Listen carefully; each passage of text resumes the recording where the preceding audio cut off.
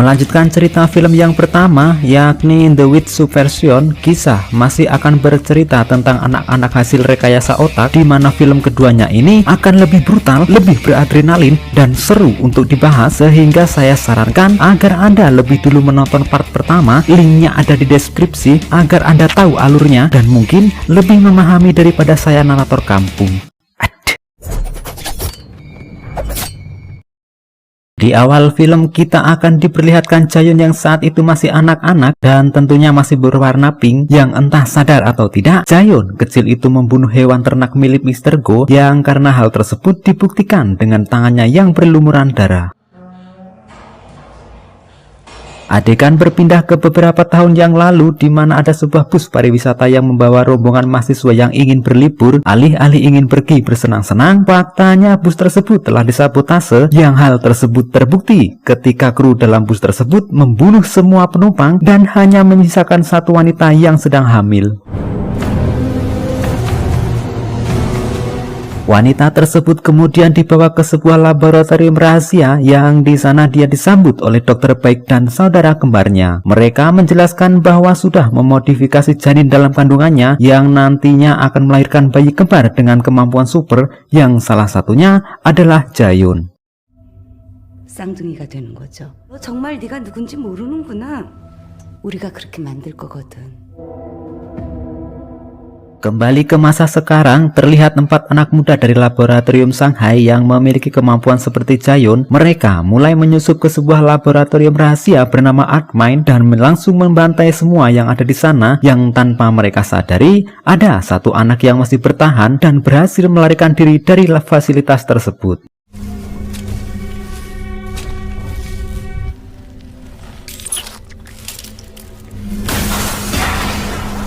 Dia disebut Arguan Datum Point, kita panggil saja si gadis agar lebih mudah menyebutnya. Dia menjadi satu-satunya anak yang selamat dari pembantaian. Sama seperti Jaeyoon, dia juga memiliki gangguan otak yang membuatnya sering sakit kepala.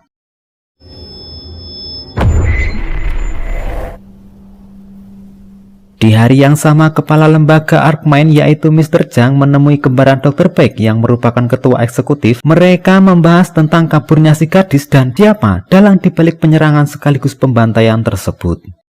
폐기된 게 아니라 들이 상해 랩을 그 모양으로 작사를 내고는 세 발로 걸어나갔어요. Kembali ke gadis yang berjalan di atas jalanan bersalju, yang akhirnya dia sampai di jalanan sepi. Saat itulah ada sebuah mobil yang melaju dengan sangat cepat dan hampir menabraknya. Mobil tersebut kemudian berhenti, yang salah satu orang di dalam mobil memaksa si gadis masuk, yang ternyata mereka adalah kelompokan kriminal yang sedang menculik seorang wanita bernama Kyung Hee.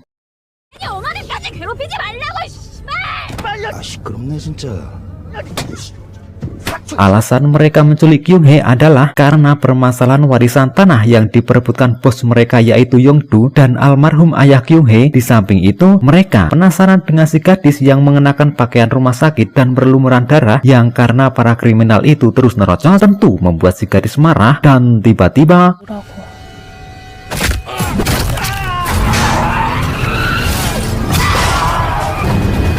Kyung Hee dan si gadis selamat. Setelah itu Kyung Hee menelpon pamannya yang merupakan dokter hewan untuk menjemputnya, sekaligus membawa si gadis yang kebetulan pingsan karena banyak mengeluarkan darah atas luka sebelumnya.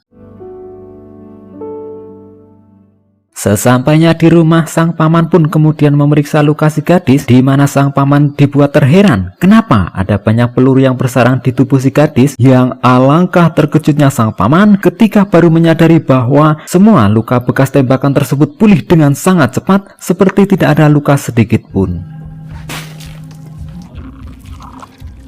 Atas dasar rasa kemanusiaan yang beradab, Kyung Hee kemudian membawa si gadis pulang ke rumahnya, lalu mengajak makan malam bersama sang adik yang bernama Daegil. Keesokan harinya, Kapten Jo Heon dan anak buahnya yang bernama John yang merupakan agen pembunuh bayaran mendatangi kediaman sang ketua. Di sana sang ketua meminta agar sang kapten mencari keberadaan si gadis, dan untuk mempermudah pencariannya, John dan sang kapten diberi alat pelacak yang terhubung dengan chip yang berada dalam tubuh si gadis. 반드시 제거돼야 돼. 어떤 괴물로 변할지 모른다. 무슨 말씀이신지 잘 알겠습니다. Dalam perjalanan pulang secara bersamaan, alat pelacak tersebut berbunyi yang menandakan keberadaan si gadis telah ditemukan. Let's take care of this first. Sementara itu si gadis yang berada di rumah Kyung-hee kembali merasakan sakit kepala disertai mimisan. Bersamaan dengan itu datanglah segerombolan preman yang dipimpin oleh Yongdu, di mana kedatangnya bermaksud untuk merebut tanah warisan milik ayah Kyung-hee. Namun karena Kyung-hee bersikeras tidak akan menyerahkan tanah warisannya, Yongdu memerintahkan anak buahnya untuk menghajar Kyung-hee beserta adiknya sebagai bentuk peringatan sekaligus pelajaran yang tanpa mereka sadari si gadis telah menyaksikan kejadian tersebut dari atas genteng. Entah bagaimana dia bisa berada di sana, tetapi hal tersebut cukup membuat para preman terkejut. Merasa tidak terima atas apa yang menimpa orang yang telah menyelamatkannya, si gadis pun langsung menghajar preman-preman tak berkemanusiaan tersebut, mematahkan kakinya dalam satu tendangan, memukulnya sampai terpental, melempar dengan satu tangan, mendorong mobil mereka hanya dalam satu dorongan.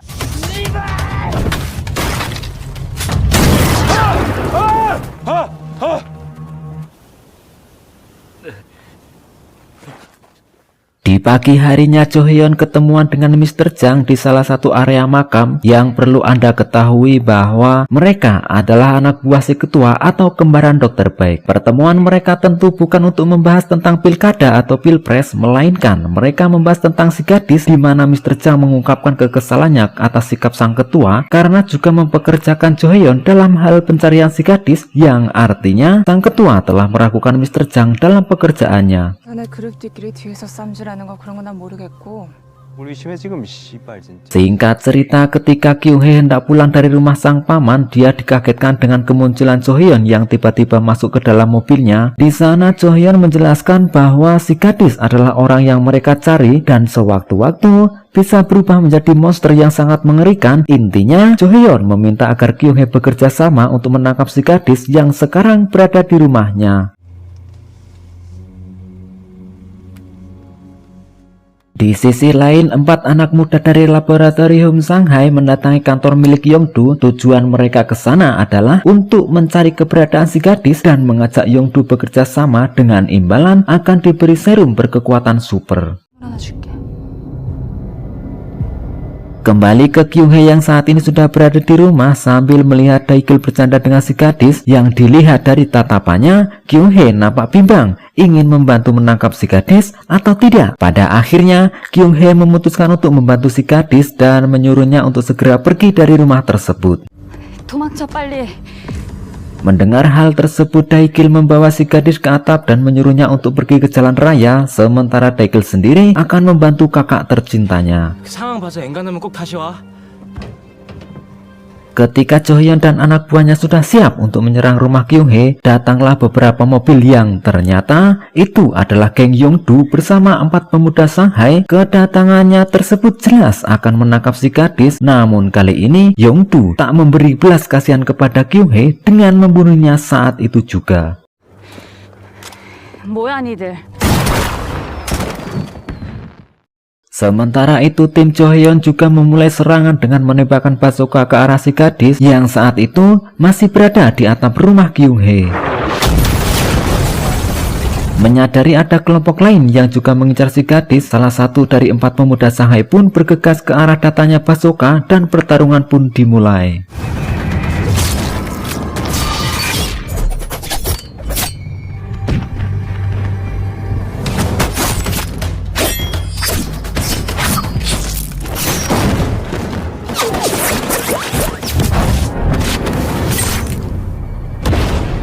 Sementara itu Yongdu yang kesal karena Kyung-hee tidak menyerahkan tanah warisannya pun bersiap-siap menembak Daigil, namun aksinya gagal setelah Jo Hyun menembak Yongdu tepat di bagian lehernya. Dan kini kedua belah pihak yang sama-sama mengincar si gadis tersebut pun saling adu serang dan menunjukkan bakat serta insting masing-masing. 일방적으로 그러는 게 어딨어. 니들 같은 애들이 낄 때가 아니야. Fuck, dude, did you see that? That's some next level shit. fucking shit.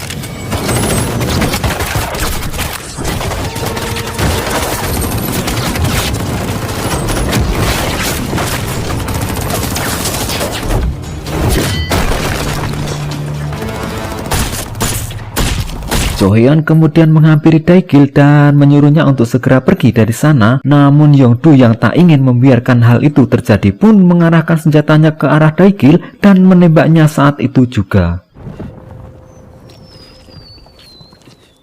Sementara itu si gadis yang terlempar karena ledakan bazooka tersebut bertemu dengan salah satu pemuda Shanghai yang terheran-heran dengan si gadis karena si gadis masih saja hidup, yang padahal jelas mereka menembak kepalanya saat pembantaian di Arkmine pada waktu itu. 마크에서 분명히 그 대가리 다 으깨놨는데.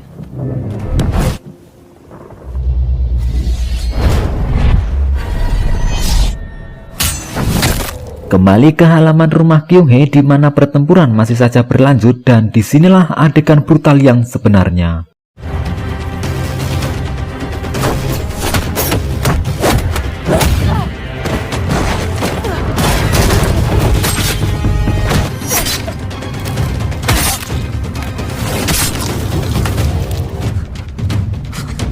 Setelah pertarungan usai dan hanya menyisakan dua pemuda Shanghai, mereka dibuat terkejut dengan kedatangan si gadis yang sambil membawa jasad dari salah satu pemuda Shanghai yang berjalan dengan cukup santai. Si gadis yang melihat Kyung-hee dan Daegil tergeletak tak bernyawa pun akhirnya akan bertindak dengan membalas mereka semua yang telah menyebabkan orang yang menolongnya terbunuh. Dan tiba-tiba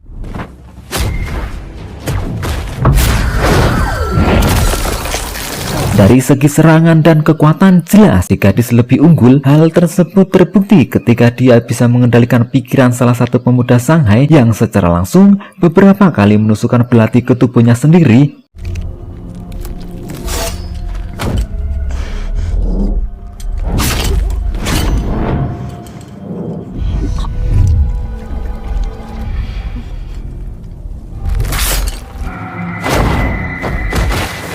Bukan hanya itu, dia juga mengendalikan serangan dari pemuda berikutnya dan membunuhnya saat itu juga.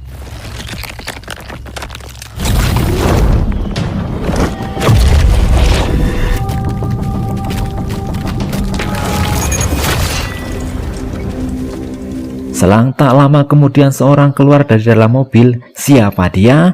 Ya, dia adalah Ko Jae-yoon di film pertama. Hal tersebut cukup membuat salah satu pemuda Shanghai terkejut dikarenakan Jae-yoon berkata bahwa ia sangat dekat dengan si gadis. Faktanya, Jae-yoon sengaja menyuruh 4 pemuda dari laboratorium Shanghai untuk menyerang laboratorium Arkmine. Tujuannya adalah untuk membebaskan si gadis yang ternyata adalah adik dari Jae-yoon, bukan malah ingin membunuhnya seperti yang dilakukan 4 pemuda Shanghai tersebut.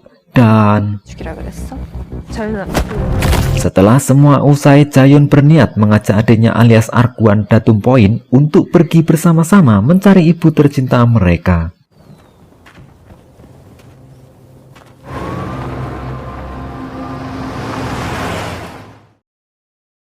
Buat teman-teman, maaf suaranya agak berisik karena sedang hujan. Dan akhir kata, ayolah di subscribe. Masih benar-benar memprihatinkan bro channel ini.